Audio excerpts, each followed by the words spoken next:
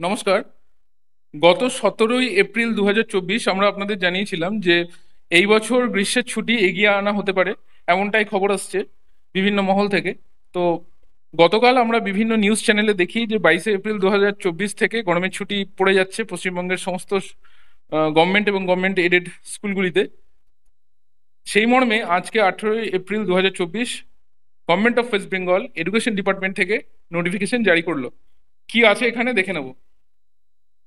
Considering the prevailing heat wave situation, the competent authority has decided to prepone the summer vacation in the schools under your administrative jurisdiction with effect from next Monday, that is 22nd of April 24, except for the schools of hill areas of Darjeeling and Kalimpong districts, wherein existing academic schedule may continue until further order.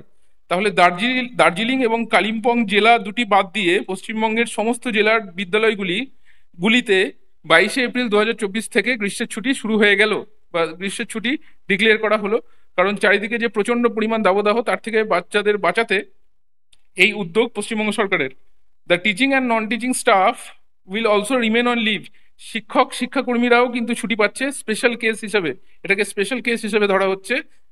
The teaching and non-teaching staff will also remain on leave as a special case during the period or till the school reopens, subject to the direction issued by the concerned election authorities in view of ensuing Parliament General Election 2024.